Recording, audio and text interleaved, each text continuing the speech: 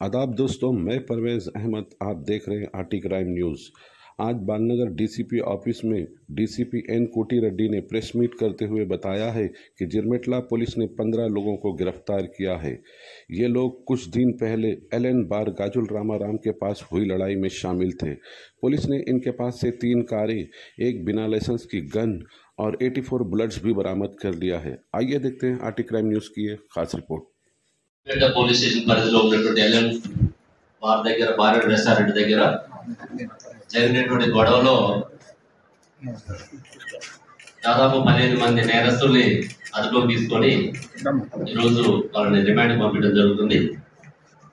ఇందులో వివరాలు చూస్తే పూర్ణిమ, అజయ్ చంద్ర అండ్ గౌతమ్ వీళ్ళు ముగ్గురు కూడా మల్లంపేట నుంచి గాజుల రామారంలో వెళ్తున్న క్రమంలో వాళ్ళ బైక్ పెట్రోల్ అయిపోవడంతో ఆ ఎల్ఎన్ బార్ దగ్గర ఉన్నటువంటి వెహికల్ లో పెట్రోల్ తీసుకునేటువంటి క్రమంలో ఆ బార్ సంబంధించిన వాళ్ళు చూడడం, అటగించిన క్రమంలో వీళ్ళు తిరగబడి వాళ్ళ మీద గొడవ పడడం.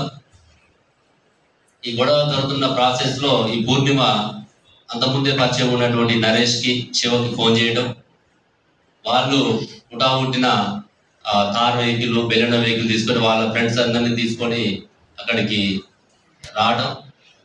రావడంతో పాటు అప్పటికే నరేష్ దగ్గర ఉన్నటువంటి ఒక కంట్రీ మేడ్ పిస్టల్ ని, అనాథరైజ్డ్ గా లైసెన్స్ లేకుండా ఉన్నటువంటి పిస్టల్ ని అతని స్వాధీనంలో ఉంటుంది. ఆ పిస్టల్ ని శివ తీసుకొని నరేష్ ఆదేశాలతో ఎమ్మటి రాగానే ఫైర్ ఓపెన్ చేయడం, ఆ ఫైర్ లో వాళ్ళు తప్పించుకోవడం, తర్వాత ఇతను కార్ వెహికల్ తోటి వాళ్ళని గుద్దే ప్రయత్నం చేయడం, అందులో వాళ్ళు తప్పించుకొని గాయాల పాలై పారిపోవడం జరుగుతుంది. ఇందులో ఈ నరేష్, శివతో పాటుగా వచ్చినటువంటి వ్యక్తులు